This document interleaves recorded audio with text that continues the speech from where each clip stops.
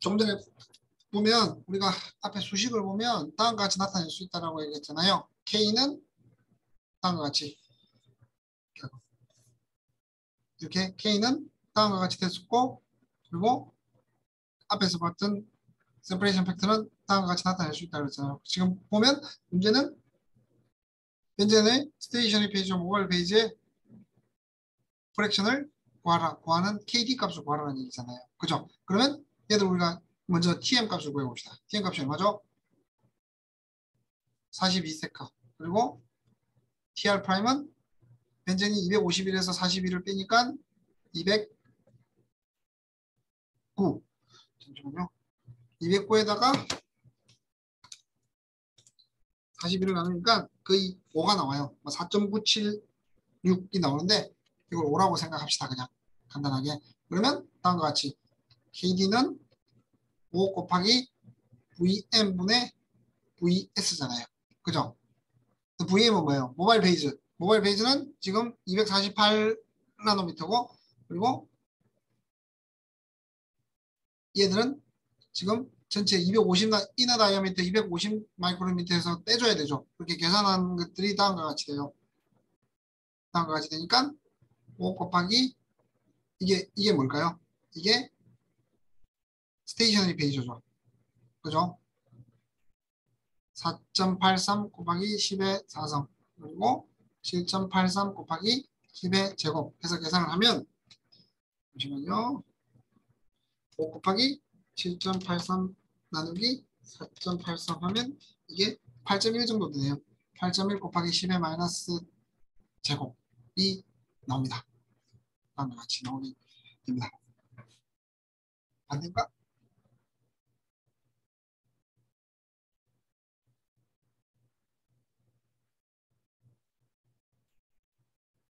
S. 스테이셔너리 페이지. 아, 반대군요. 잠시만. 지금 다시 한번 봅시다. 스테이셔너리 페이지. 스테이셔너리 페이지가 이 작은 거죠. 작은 거 얘고 반대가 되겠구나. 반대가 되면 잠시만요.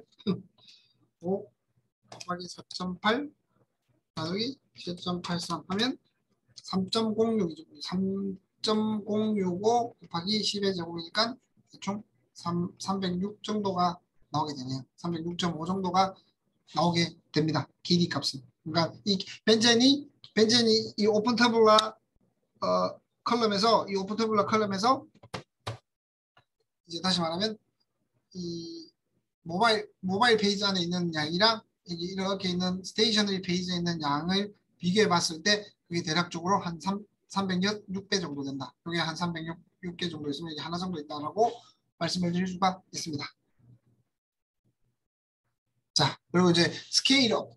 스케일링업이 뭐냐면 여러분들 이런 경우가 참 많아요. 왜냐면 우리가 뭐 실험실이나 우리가 실험을 할 때는 조그만 칼럼을 사용할 수 있지만 대단위로 생산된 것들을 분리를 한다 그러면 막 제가 본 가장 두꺼운 칼럼은 공장에서 본 제 아름드리가 안 되는 정도의 칼럼을 사용하는 데도 있었어요. 그러니까 이거랑 이 조그만 이 손가락만한 아니죠 안에 홀이나 구멍이나 이거 플로우는 이 손가락보다 훨씬 적겠지만 칼럼 사이즈가 손가락만 거랑 이렇게 제 아름드리로 안 되는 거랑 어떻게 비교를 해야 되겠죠. 근데 보통의 경우는 이렇게 제대로 분리하기 위해서는 조그만 칼럼부터 시작을 합니다. 그런 다음에 방법을 셋업한 다음에 스케일링 업, 다시 이제 디아미터가 이렇게 커지고 길이가 커지는 뭔가를 사용하게 되겠죠. 이제 그 부분, 그러니까 어떻게 하면 내가 조그만 칼럼에서 얻었던 데이터를 가지고 얘들을 큰 칼럼으로 적용할 것인가에 관한 내용이에요. 스케일링 업이. 우리는 보통 크로마토그래피를 분석하는 이게 뭔지를 알아보거나 농도를 측정할 때 사용하는 아날리티컬 프로포스랑 아날리티컬한 목적이랑 그리고 샘플을 준비하게 하는 목적으로 사용하는. 근데 이게 이 아날리티컬 쪽으로 가면 갈수록 사이즈가 작아지고 그쪽으로 가면 갈수록 사이즈가 커져요. 다시 말하면 이쪽은 아름드리, 이쪽은 우리가 실험실에서 사용하는 조그만 칼럼이라고 생각하시면 돼요. 그리고 우리가 보통 하는 아날리티컬 칼럼 같은 경우는 아주 내려온 칼럼이고 세퍼레이션이 잘 됩니다. 대신 그리고 큰 칼럼으로 가면 갈수록 이게 이렇게 샤프하던 아니 이렇게 샤프하던 게 보통은 이렇게 돼버려요. 원래 그런 상황이에요. 왜냐하면 이게 크니까 일단 홀이 크니까 옆으로 퍼져나갈 가능성도 훨씬 높기 때문에 크면 클수록 그 홀이 크면 클수록 옆으로 이렇게 쭉 퍼져나간다고 생각하면 돼요. 픽들이 이렇게 다시 말하면 이게 아날리티컬이고 이게 프리파라티브 쪽이라고 생각하시면 돼요. 그러니까 다시 말하면 칼럼의 두께가 커지면 커질수록 이렇게 그 픽의 쉐입이 브로드해집니다. 이건 여러분들 제가 뭐라고 설명을 안 해도 대충 느낌상 알 수 있겠죠. 그죠? 그런 상황이라고 생각하시면 되고 보통 이 프리파라티브 칼럼 같은 경우는 좀 패턴 그러니까 뚱뚱한 걸 사용을 주로 많이 하고요. 그리고 보통의 가장 스트레이트 포워드하게 가장 직접적으로 가장 간단하게 사용하는 것들 스케일링 업 하는 방법은 뭐냐면 길이는 같게 하고 무게만 그러니까 뚱뚱하게만 만들어주는 거예요. 길이는 같게 하고 뚱뚱하게 만들어서 사용을 하는 건데 걔들을 이제 간단하게 수식으로 나타내는 거예요. 큰 거랑 작은 거랑 당연히 레디우스의 차이 제곱이 되겠죠. 넓이가 될 테니까 다시 말하면 20mg을 프레퍼레이션하고 2mg 그러니까 아날리티컬 할 때 2mg을 프레퍼레이션하고 0.5cm를 했을 때 얘들은 두께가 얼마여야 될 것인가라고 이렇게 간단한 식으로 나타낼 수가 있습니다. 다시 말하면 라지 매스라는 얘기는 우리가 분리하고자 하는 양. 그러니까 다시 말하면 얘들은 지금 말한 프리페라티브가 될 거고 얘들은 애널리티컬이 되겠죠. 그래서 두께의 제곱에 비례한다라고 생각하시면 될 것 같습니다. 그리고 스케일링 업 룰. 그러니까 첫 번째 간단하게 하기 위해서는 컬럼의 길이는 고정하라. 컬럼의 길이는 고정하는 게 좋고 그리고 크로스 섹셔널 크로스 섹셔널 에어리어 칼럼의 크로스 섹셔널 에어리어가 커지면 커질수록 분리할 수 있는 물질의 양은 많아진다라는 걸 뭐 말 안 해도 설명 안 해도 알 수 있을 거고요. 그리고 리니어 벨로시티는 그대로 유지하라. 지금 여기서도 리니어 벨로시티는 그대로 유지한 상황이라고 생각하시면 돼요. 그리고 다음과 같이 샘플 볼륨이 당연한 거죠. 매스가 분리하려는 것들이 분리하는 것들 무게가 많아지면 당연히 볼륨도 커지겠죠. 그죠? 그리고 칼럼의 길이를 바꾼다 그러면 다시 한 번 더 쭉 랭스와 그리고 샘플의 전체 양은 랭스에 비례해서 커지게 된다는 의미예요. 그러니까 다른 것들은 그냥 크게 신경 안 써도 되고 다음 이 수식들만 간단하게 생각해 주시면 돼요. 그러니까 플로우 레이트, 무게 뭐 이런 것들은 다 칼럼의 그 두께 그러니까 칼럼의 레디우스의 제곱에 비례한다라고 생각하시면 될 것 같습니다.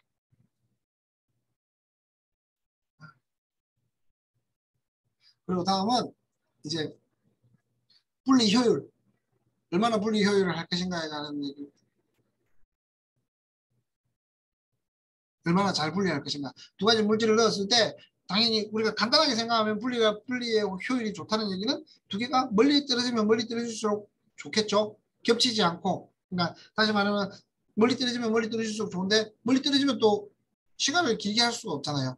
다시 말하면 두 개가 완벽하게 분리되면서 가장 짧은 시간에 분리하는 게 크로마토그래피에서 가장 좋은 거예요.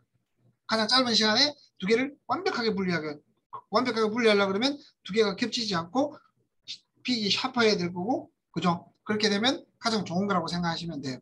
이걸 이제 우리가 막 수식이나 이런 것들로 가지고 표현을 한다는 의미예요. 근데 우리가 크로마토그래피를 사용할 때 가장 좋은 건 가장 짧은 시간을 오퍼레이션 했을 때 두 픽이 내가 원하는 두 픽이 정확하게 분리될 때 겹치지 않고 분리될 때가 가장 좋은 거라고 생각하십니다. 세 개가 있을 때는 어떻게 될까요?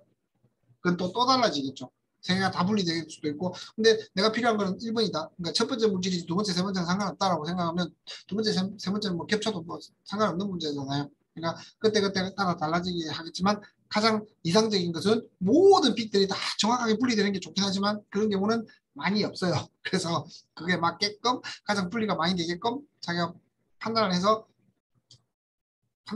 짧은 시간 안에 가장 분리가 많이 되게끔 하는 게 가장 좋은 크로마토그래피 메소드고 이제 그것들을 이제 수식으로 나타내는 게 지금부터의 내용이에요. 제가 저장하고 있죠? 그죠? 자, 어떤 물질들을 얼마나 잘 분리하는가, 크로마토그래피를 통해서 분리하는가는 두 가지 팩터가 있다라는 얘기예요. 자, 그리고 첫 번째 말했던 픽과 픽 사이의 일루션 타임의 디퍼런스. 그러니까 두 개가 얼마나 멀리 있느냐라는 거고, 그리고 멀리일수록 멀리일수록 세퍼레이션이 잘 됐다는 얘기죠. 그리고 픽이 얼마나 샤프하냐, 브로드하냐가 두 가지 팩트겠죠. 지금 여기서는 토탈 시간은 신경을 쓰지 않았어요.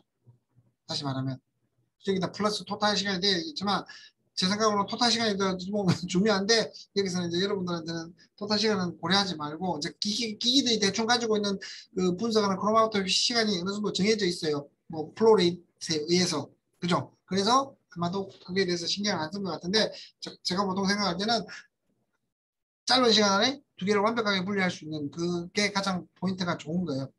근데 여기서 말하는 픽이 쉐이프가 픽이 샤프하다는 말은 짧은 시간에 분리하려면 픽이 샤프해져야 분리할 수 있을 거잖아요. 그죠? 이제 그 얘기를 하는 거고 두 가지. 그럼 여기서 말하는 것처럼 일루션 되는 타임이 얼마나 분리되어 있는가 그리고 픽의 모양이 얼마나 샤프한가를 두 가지 팩터를 가지고 생각을 해보도록 하겠습니다. 이거는 제너럴한 룰이에요. 왜? 솔루트가 칼럼에 오래 먹을수록 불어대져요. 이렇게 뒤로 가면 갈수록 이렇게 불어대지는 건 당연한 거예요. 왜? 얘들은 왜일까요? 나중에 조금 이따 뒤에 배우긴 할 텐데 디퓨전이라는 게 있어요. 디퓨전이 뭐냐면 농도가 높은 데서 낮은 곳으로 이렇게 퍼져나가는 거잖아요. 근데 생각해 보세요. 나오다가 보면 이렇게 지금 칼럼 중간에 이렇게 돼 있다 그러면 여기는 농도가 높은 거고 얘들은 농도가 낮은 거잖아요. 그죠? 그럼 이렇게 퍼져나가게 돼요. 이렇게. 그죠? 그건 시간에 비해서 퍼져나가기 때문에 오래 머무르면 머물수록 퍼져나가는 게 많게 되고 그래서 밴드가 그러니까 픽이 브로드해지게 됩니다. 이거는 뭐 설명 안 해도 좀 생각해 보면 오랫동안 머물면 당연히 넓어지겠네 라는 건 직관적으로 대충 알 수는 있을 거예요. 근데 그걸 좀 더 과학적으로 설명하면 디퓨전에 의해서 얘들이 농도가 높은 곳에서 뭉쳐져 있었으니 시간이 지나면 지날수록 얘들이 퍼져나갈 거잖아요. 그래서 시간에 따라서 오래 머물게 되면 퍼져나가는 속도가 퍼져나가는 게 많이 퍼졌을 거고 조금 머물러서는 적게 퍼졌기 때문에 앞쪽으로 나오면 픽이 약간 샤프하다가 뒤로 가면 갈수록 조금씩 불어대진다라는 내용입니다. 이 내용이. 그리고 이론적으로는 우리가 어떤 솔루트를 넣게 되면 가장 이론적으로 보면 이런 가우시안 커브를 그리게 돼요. 이렇게 가우시안 커브를 그릴 때 이론적으로는. 근데 여기서 말하는 이론적이란 말은 무슨 말인지 알겠죠? 이런 경우는 없다는 얘기예요. 그죠? 그러니까 디퓨전이 조금 일어나고 그걸 고려해서 다음과 같이 나타나지만 절대 이런 경우는 없어요. 가우시안은 그냥 가장 이상적인 거고 그리고 스탠다드 데비에이션으로 나타낼 수 있다라고 이렇게 생각할 수 있어요. 이렇게 지금 이론적으로 생각해 봤을 때 여기서 쭉 그렸을 때 2분의 1일 때는 2.35 시그마가 되고 다음과 같이 표현이 될 수 있어요. 이 그림과 같이 우리가 수식으로 나타낼 수가 있어요.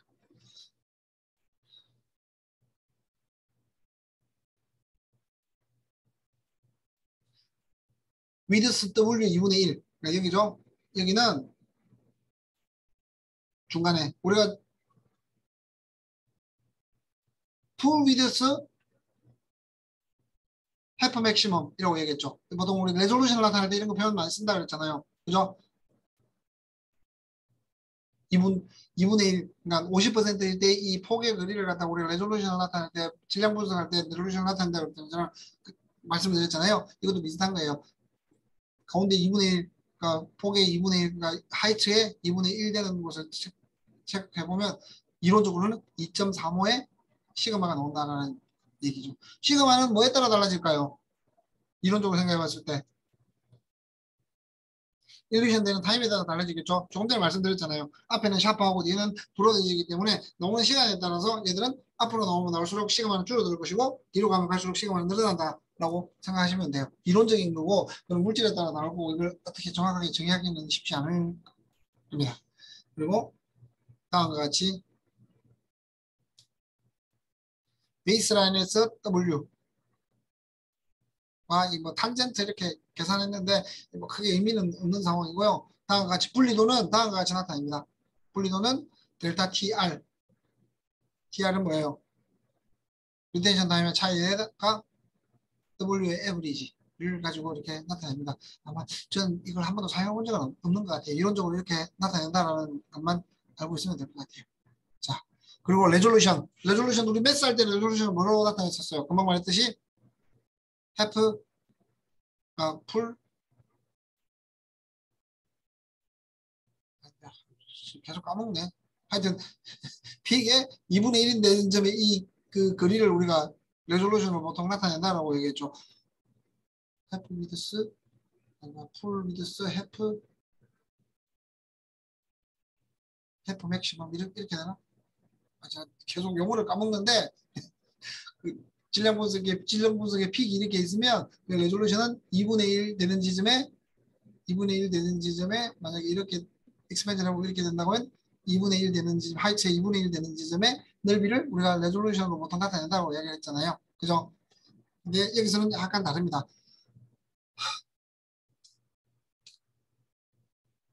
레졸루션이란 말은 얼마나 깔끔하게 두 개의 픽이 세퍼레이션 되느냐라는 얘기를 나타내는 거예요. 그죠?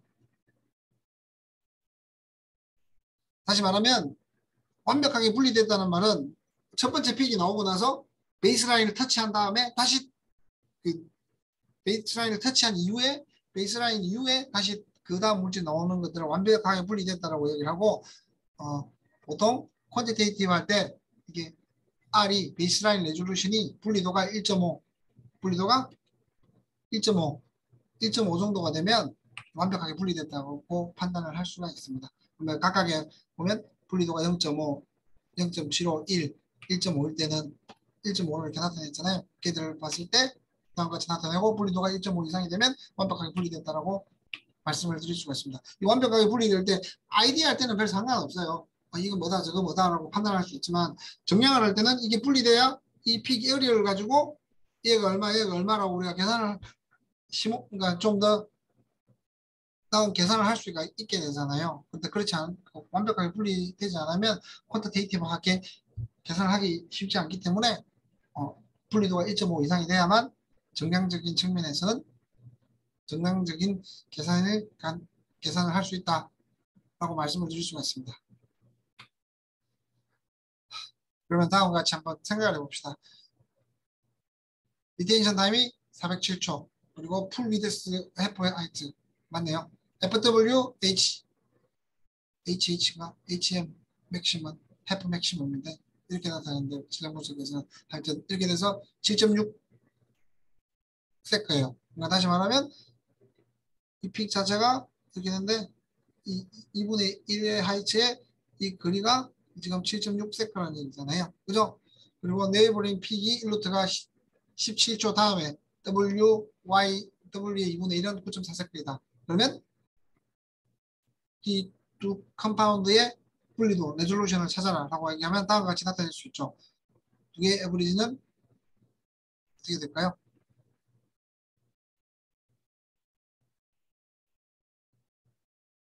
7.6 A라는 물질 그리고 B라는 물질은 9.4가 나왔잖아요. 그리고 델타 TR은 17조 레이를 다음에 나왔다고 얘기했으니까 다음을 계산하면 되겠죠. 그러면 쉽게 나올 수 있을 겁니다. 7.6이랑 9.4를 하면 이게 8.5가 되고요.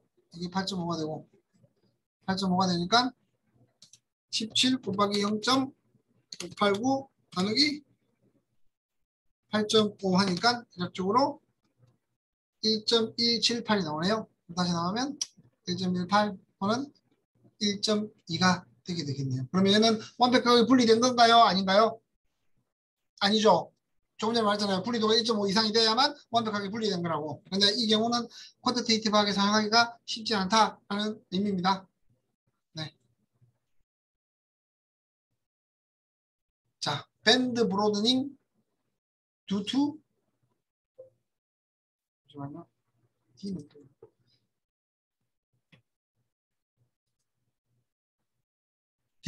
디퓨전에 의해서 생기는 조금 전에 말씀드렸다시피 앞쪽에 나오는 건 픽 쉐입이 샤프한데 뒤쪽으로 가면 이렇게 브로드해진다라고 얘기했잖아요. 그 이유를 이제 좀 더 과학적으로 설명을 하는 거예요. 솔루트의 밴드는 크로마토그래피 컬럼을 지나면 지날수록 브로드해진다. 이거는 뭐 우리가 느낌상으로도 알고 있지만 얘들 이제 과학적으로 조금 설명하는 거예요. 컬럼을 통해서 이렇게 시작할 때는 거의 뭐 일직선이었는데 가면 갈수록 조금씩 넓어지고 끝에는 넓어지게 돼요. 그죠? 근데 보면 2분일 때는 아주 샤프한데 26분일 때는 조금씩 넓어진 형태가 되죠. 그죠? 검출기에 가능한 시간도 천천히 뒤로 가면 갈수록 커진다라고 말씀을 드릴 수가 있습니다. 잠시만요. 여기서 말한 게 뭐냐면 지금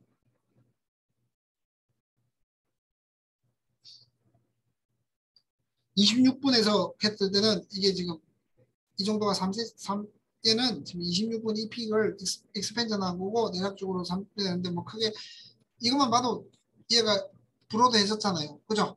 그래서 다시 말하면 시간에 칼럼에서 오래 머물면 머물수록 브로드해진다라고 말씀을 드릴 수 있고 얘들은 이제 다시 한번 생각해 보면 밴드가 넓어지는 이유는 디퓨전 때문입니다. 디퓨전을 이제 설명한 게 이런 게 되고 뭐라 그러냐 probability 그러니까 X 쪽으로 이렇게 0이 있을 때 이런 쪽으로 농도가 낮은 쪽으로 이렇게 익스펜전 되고 Y축 쪽으로도 익스펜전 왜냐면 컬러만은 솔직히 말하면 XY 두 촉이잖아요. 그죠? 이렇게 흘러가는 방향이랑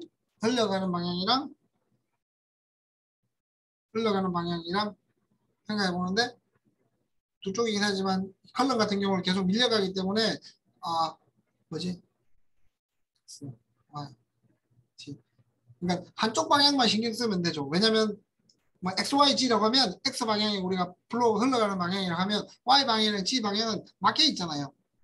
그죠? 칼럼에 의해서 칼럼에 이렇게 되면 그쪽이 X 방향 위쪽이 Y 방향 만약에 이쪽이 Z G 방향이라 하면 Y G 방향은 막혀 있기 때문에 디퓨전이 일어나도 다시 왔다 갔다 섞일 가능성이 높고 그래서 Y G 축으로는 디퓨전이 일어나지 않습니다. 근데 막혀있기 때문에 근데 X축으로는 흘러가는 그러니까 플로레이스에 의해서 흘러가는 것도 있지만 그리고 바인딩하는 것도 있지만 또 디퓨전도 생기게 되는 거죠.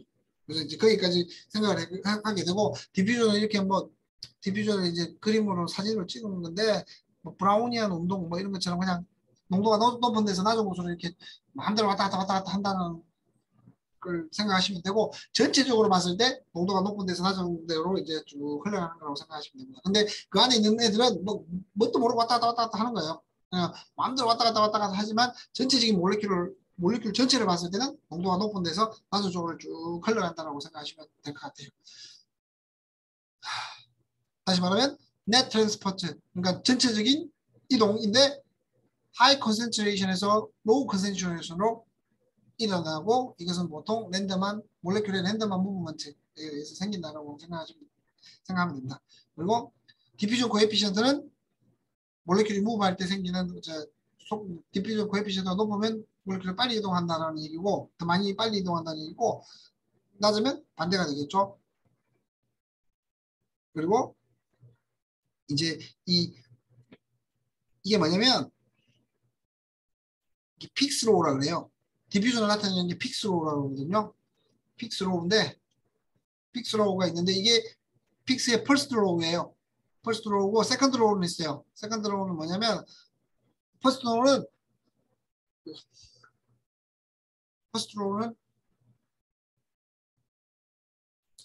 그 농도와 위치 그러니까 다시 말하면 여기서 우리가 보는 건 X와 농도 변수는 X와 농도밖에 없어요. 그죠? C가 농도고 변수는 이렇게 가는 X 뭐 Y나 G는 상관하더라도 이렇게 되는데 세컨드로우는 여기다가 시간까지 돼야 되는 거야. 시간까지. 그러면 당연히 세컨드로우가 훨씬 복잡해지겠죠. 변수가 많아지니까. 그죠? 네, 여기까지는 하지 않을 거고 지금 컬럼에서는 퍼스트로우만 알아도 크게 문제없이 가능하다는 얘기겠죠. 플럭스라는 게 뭐냐면 흘러가는 그 단위 시간당 단위 면적당 흘러 들어가는 어떤 특정한 물질의 양이에요. 그러니까 우리가 플럭스를 생각했을 때 모래바람을 생각하면 돼요. 모래바람. 그냥 우리가 평소 바람이 천천히 바람이 안 불면 플럭스가 거의 0인 상태예요. 근데 만약에 바람이 분다. 바람이 불면 플럭스가 어느 정도 있을 거예요. 그러니까 우리가 바람만 느끼지 플럭스를 느끼거나 뭐 모래를 느끼는 건 아니잖아요. 근데 플럭스가 아주 센 어디 뭐 사막에 있는 모래바람이 온다 그러면 이거는 플럭스가 엄청나게 되는 거죠. 이해하시겠어요? 이 플럭스라는 개념에 대해서. 그냥 우리가 바람이 없을 때는 속도도 없고, 그러니까 흘러오는 속도도 없고, 단위 면적당, 단위 시간당 흘러들어가는 건데, 흘러들어가거나 지나가는 건데, 지금은 단위 시간당 속도가 너무 느리니까 얼마 안 들어오는 거예요. 근데 우리가 바람이 불 때는 그 안에 뭔가 물질이 적잖아요. 그죠? 그래서 얘들은 뭐 플럭스는 좀 작을 거예요. 근데 예를 들면, 여기 플럭스의 그 퀀터티를 우리가 모래 알갱이라고 생각을 하면, 모래 알갱이가 아주 작은 것들이 있긴 하겠죠. 모래 바람이 불면 우리 얼굴에 때리기는 할 텐데, 그러니까 사막에서 바람이 불어오는 것들은 이건 완전히 너무 많은 거잖아요. 이건 플럭스가 많은 거고, 바람이 불 때는 플럭스가 조금 적은 거고, 바람이 거의 안 불 때는 플럭스 자체가 거의 제로다라고 생각하시면 돼요. 그러니까 모래 알갱이를 생각하면 돼요. 모래 알갱이가 시간당 내 얼굴에 얼마나 많이 때리느냐라는 것들을 생각해 보면 이렇게 되는 거예요. 근데 여기서 생각하는 것들은 농도가 되겠죠. 어떤 내가 분리하고자 하는 솔루트의 농도가 되겠죠. 솔루트 알갱이를 생각해 보면 될 거예요. 그래서 농도가 높은 데서 낮은 곳으로 흘러가게 되는데 X는 거리, 그리고 C는 농도의 차이, 그리고 D는 그 특정 물질이 가지고 있는 디퓨전 계수예요. 자, 그러면 디퓨전 계수를 어떻게 구하냐? 이것도 이제 약간 어쌔션을 통해 가지고 사람들이 대충 이렇다라고 판단을 해놓은 거예요. 근데 원래 수치는 그렇게 똑같지는 않아요. 디퓨전 코에피션트 같은 경우는 서멀 에너지의 영향을 많이 받고, 그리고 디퓨징 하는 동안 프릭션이 뭘까요? 물속에서 생각을 해보면 프릭션은 우리가 마찰력이잖아요. 그죠? A라는 물질이 디퓨전을 이렇게 해가지고 딴 데로 가려고 하는데 프릭션은 어떤 게 될까요? 물 분자가 막을 수도 있잖아요. 그죠?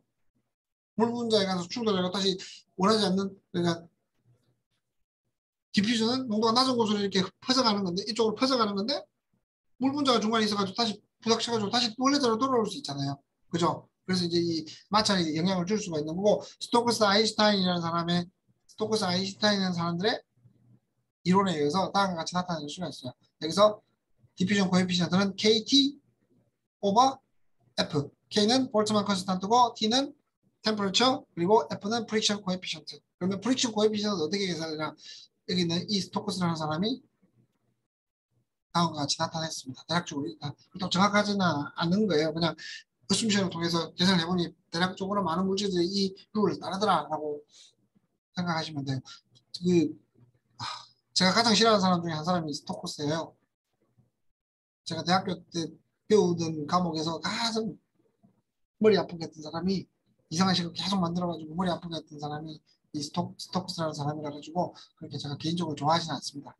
여러분들도 이 수식을 외울 필요는 없어요. 그냥 어, 디퓨전 코에피션트는 물질마다 다른데 대략적으로 스토크스 아인슈타인 인디케이션에 의해서 뭐 프릭션이랑 온도, 그리고 볼츠만 상수에 의해서 생기고, 그리고 프릭션 팩터는 다음과 같이 비스코시티랑 레디우스에 비례한다라는 정도까지만 대략적으로 이해하면 돼요. 그러니까 전체적으로 봤을 때 디퓨전이 얼마나 커질까라고 생각하면, 다시 한번 비스코시티가 낮으면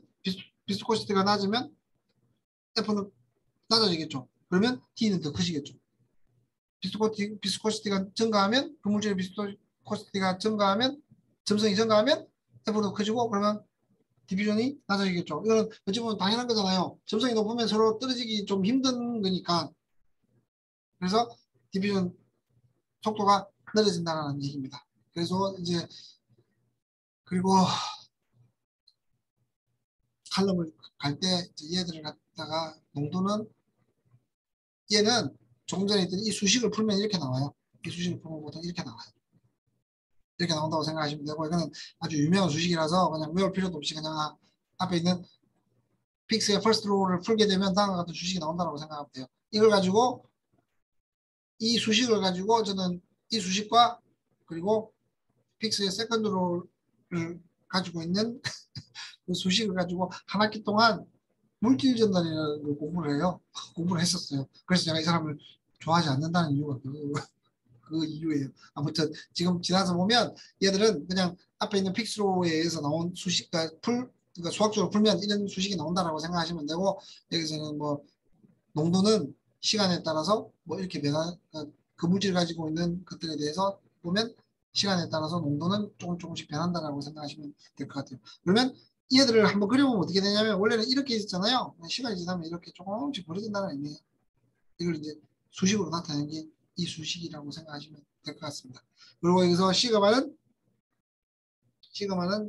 루트 2dt가 되고 W 위드스 같은 경우는 보통 4시그마 스탠다드 데비에이션의 4배 정도 된다고 생각을 하시면 될 것 같아요.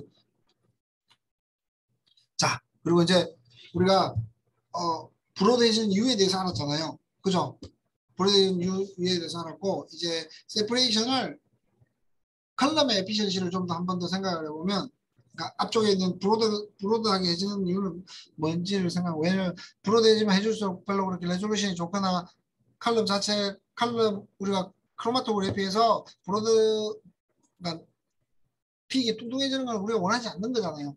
근데 디퓨전에 의해서 시간이 지나면 지날수록 그렇게 된다라는 의미고 이제는 그러니까 안 좋은 것들을 먼저 생각해봤고 그리고 이제 세퍼레이션의 효율에 대해서 표현하는 여러 가지 방법들 지금부터는 이제 사람들이 이렇게 하자라고 생각해 놓은 거예요. 그러니까 약속이라고 생각하면 돼요. 그러니까 그 수치를 보고 H가 얼마 정도 되니 이 기계는 나쁘지 않은데 뭐 그렇게 판단하기 위해서 사람들이 만들어 놓은 어느 정도의 수치라고 생각하시면 돼요. 플레이트 하이트라고 이야기하는데 얘들이 이제 요즘 컬럼의 에피션시를 나타내는 거예요. 플레이트 하이트인 H는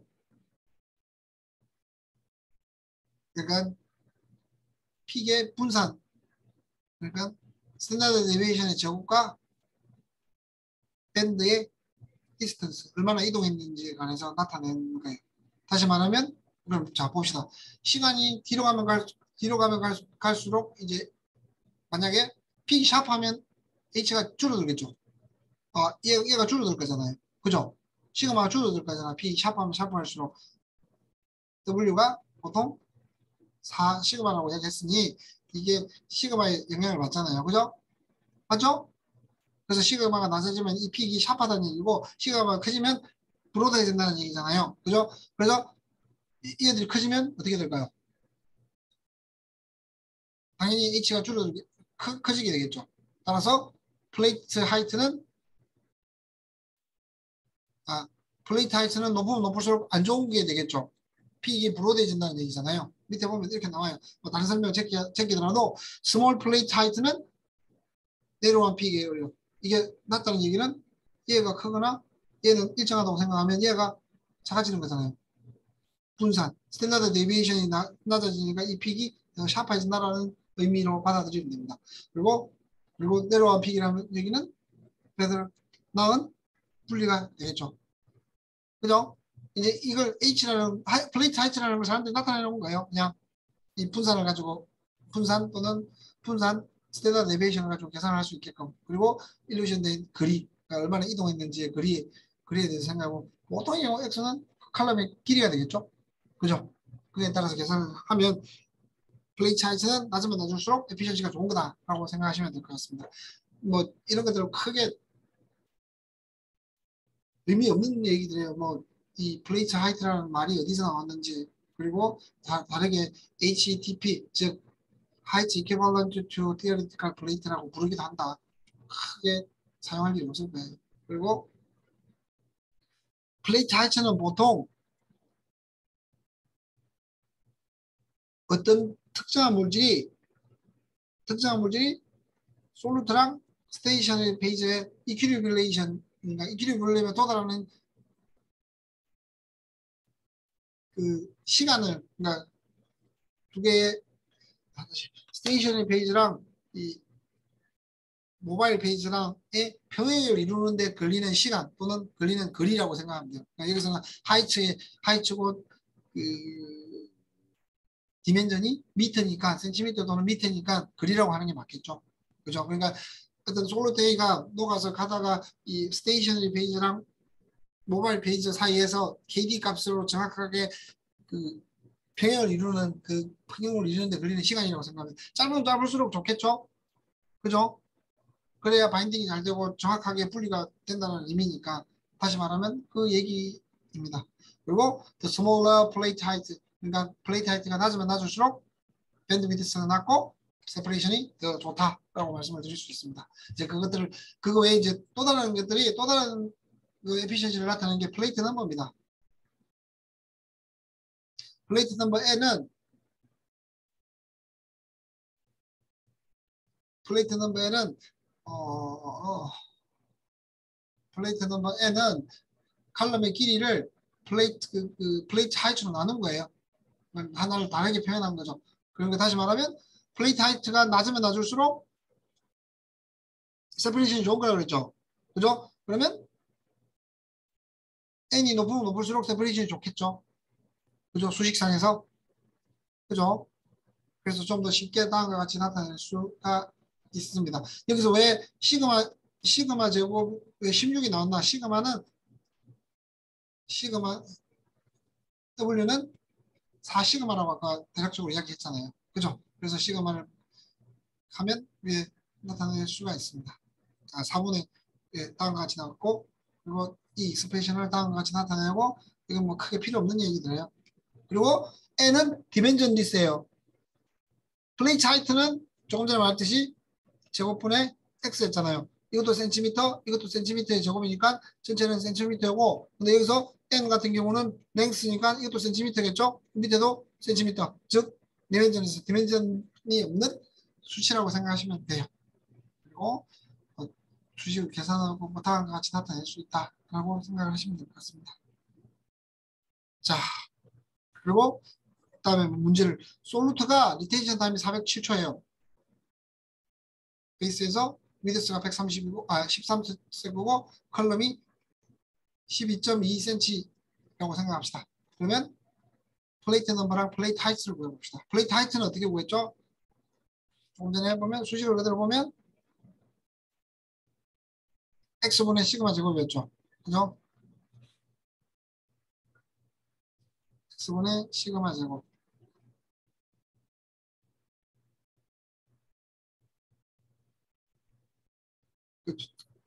그리고 여기서 다시 계산해야 되거든요. n은 시그마 제곱분의 tr 제곱. 시그마 제곱은 뭐였어요? 위드스.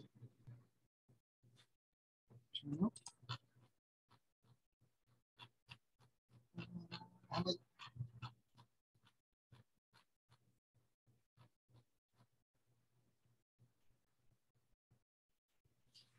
이게 지금 제가 센티미터가 아니라 미터라고 생각합시다. 미터. 12.2m로. 그럼 여기서 계산하면 될까요? n은 얼마야? w 2분의 1이 얼마죠? 아니, 여기서 계산하면 되겠네. w의 제곱. w가 얼마였죠? 13cm의 제곱. 그리고 16 곱하기 tr이 얼마죠? 407. 407이었죠?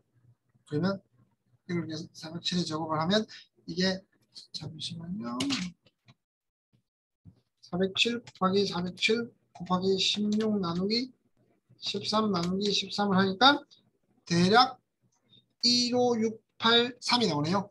1568 2.7 나오는데 15683이라고 합시다. 그러면 이게 n이고 그리고 그러면 n은 l분의 h라고 그랬잖아요. 그러면 h는 n분의 l이죠. l은 12.2m 그리고 n은 얼마였죠? 15683이라고 했으니까 이걸 계산하면 12.2 나누기 15683을 하니까 0.00078이라고 합시다. 이렇게 나와요. 78 미터예요. 그러면 0.78mm가 되겠네요. 네. 이걸 계산하는 겁니다. 수식을 가지고 계산을 한 거고 그게 어렵거나 그렇지 않습니다. 자, 지금까지는 플레이트 넘버랑 뭐 이런 걸 계산할 때 우리가 현실에서는 볼 수 없는 시메트리한 것들을 생각했어요. 그러니까 지금 올라가는 이렇게 가우시안 커브를 가장 이론적인 가우시안 커브를 그린다고 생각했는데 보통의 경우는 그렇지 않습니다. 이렇게 테일링이라고 해요. 뒤쪽이 슥 늘어나요. 그러니까 뒤쪽이 이렇게 슥 끌려요. 그러니까 만약에 이게 이렇게 되면 우리가 생각해 보면 정확하게 이렇게 딱 돼야 되잖아요. 근데 보통 안 그래요. 이렇게 가면 올라갔다가 저기 끌려요. 이런 식으로.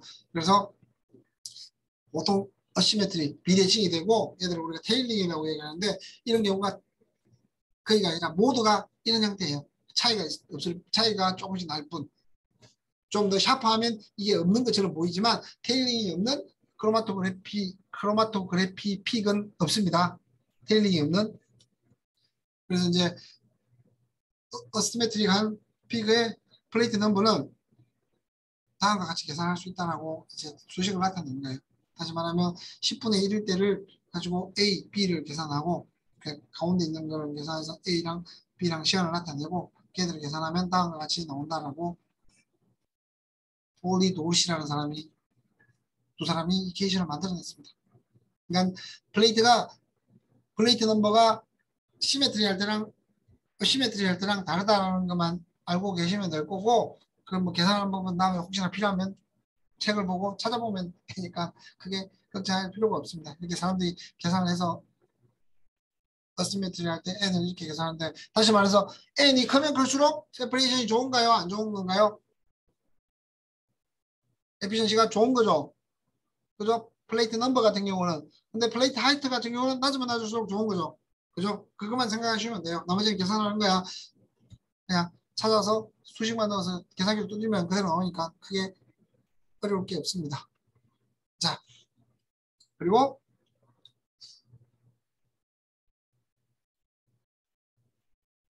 또 다른 레졸루션 같은 경우는 우리가 뭐 플레이트 하이트, 플레이트 넘버로 계산했는데 여기서 말하는 레졸루션은 다음과 같이 퍼넬이라는 사람이 다음과 같은 이케이션을 나타냈습니다. 여기서 n은 플레이트 넘버 그리고 알파는 세퍼레이션 팩터 세퍼레이션 투픽의 세퍼레이션 팩터 조금 전에 말했죠. 알파는 올라가면 잠시만요. 다시 한번 가볼게요.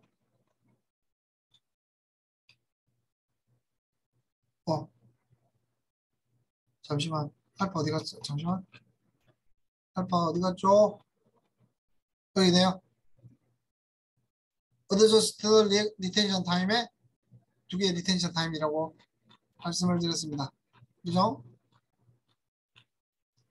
거기다가 이건 T의 R1의 프라임, T의 R2의 프라임 그리고 알파는 이렇게 되고 K1, K2는 똑같이 계산을 할 수가 있었죠. 그걸 가지고 이제 계산을 하는 겁니다. 리텐션 팩터 K2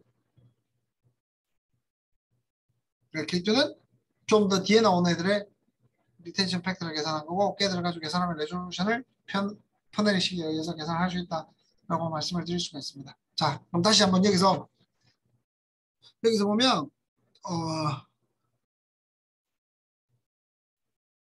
25cm이고 n이 16cm일 때, 16일 때, 그러니까 가면 갈수록 이게 n이 뭐냐면 얘들의 링키지의 수치가 되겠죠. 이 수치가 커지면 커질수록 뒤로 가면 갈수록 세퍼레이션이 잘 되는 상황이잖아요.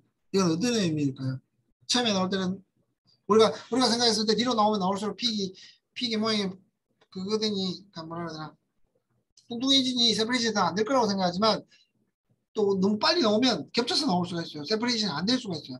그러니까 겹쳐서 나온 거랑 그리고 이 픽의 두께랑을 생각해 보면 다를 수가 있는데 이때까지는 뒤로 나오면 나올수록 안 좋다라고 생각했는데 분리를 할 때 너무 앞에 나오면 또 서로를 분리 자체를 할 수가 없는 경우가 생겨요. 다음과 같이. 그걸 이제 역으로 다시 설명을 하는 거예요. 이전까지는 뒤로 나오면 나올수록 픽의 모양이 뚱뚱해지기 때문에 분리가 조금 어렵다라고 생각했는데 근데 얘들을 너무 앞에 픽 쉐입을 샤프해가지고 앞에서 분리하면 되지 않겠냐라고 생각하지만 앞으로 가면 갈수록 얘들이 픽 쉐입이 샤프해지긴 하지만 서로가 똑같은 시간에 나오는 경우가 많다는 거죠. 다음과 같이. 그래서 이 두 가지를 분리하면 대략적으로 뭐 몰레큘이 비슷한 모양이잖아요. 그죠? 비슷한 모양인데 뭐가 차이가 날까요? 이거죠. 뭐 약간 링키지의 차이예요. 링키지의 차이에 의해서 구조가 차이 나는데 얘들을 분리해보면 뒤로 가면 갈수록 분리가 잘 되는데 앞에서는 분리가 잘 안 돼요. 이걸 설명을 하는데 그리고 여기서 중요한 건 레졸루션은 n 플레이트 넘버의 루트에 비례하고 그래서 다시 말하면 컬럼의 랭스를 2배를 하게 되면 루트 2가 된다는 거예요. 컬럼 랭스를 3배를 하면 루트 3에 이론적으로는 비례하게 된다는 걸 말씀을 드릴 수가 있습니다. 자, 여기까지 할게요. 여기까지 아니, 이것까지만 하고 넘어가도록 할게요. 왜냐면 여기가 마지막이에요. 그래서 다시 말하면 포넬이라는 사람이 만들어 놓은 레졸루션 식은 다음과 같아요. 다음과 같고 이 n은 뭐죠? n은 h분의 컬럼 랭스잖아요. 그래서 컬럼 랭스를 2배를 하게 되면 루트 2배, 3배를 하게 되면 루트 3배가 레졸루션이 루트 3배가 된다라는 걸 이론적인 거예요. 이것도 뭐 다른 것들 생긴 거 고려하지 않을 때 이론적으로 수식을 가지고 생각했을 때 다음과 같이 된다라는 거죠. 자, 컬럼의 랭스를 크게 되면 세퍼레이션 타임이 커지게 되고 그리고 플레이트 하이트를 줄이면 레졸루션이 좋아진다 그랬어요. 나빠진다 그랬어요. 좋아진다 그랬죠. 플레이트 넘버는 커지고 그래서 전체적으로는 레졸루션이 좋아진다 라고 보고 K가 커지면 어떻게 될까요?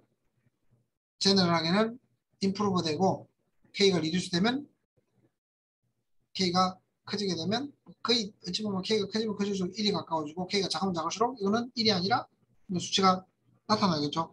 그죠? 이게 만약에 무한대로 가면 1이잖아요. 그죠? 무한대로 가면 1이고 낮아지면 낮아질수록 만약에 무한대로 가면 1이고 1에 가깝고 그리고 만약에 이게 0.5라고 해보세요. 0.5분의 1.5니까 3분의 1이잖아요. 더 낮아지죠. 그죠? 훨씬 줄어들죠. 그래서 다시 말하면 K값이 크면 클수록 레졸루션은 좋아지고 K값이 낮으면 낮을수록 레졸루션은 좋아지지 않는다라는 거고 알파가 인크리스 하게 되면 잘 분리되고 레졸루션이 인크리스 하게 된다라는 의미입니다. 그러니까 여러분들이 지금까지는 플레이트 넘버, 플레이트 하이트 그리고 레졸루션에 관해서 수식을 통해서 쭉 계산을 해보고 계산을 하는 게 아니라 그걸 바탕으로 우리가 레졸루션이 어떻게 되는지 라는 것들을 판단하게 되겠습니다. 자, 오늘 수업 여기까지 하고요.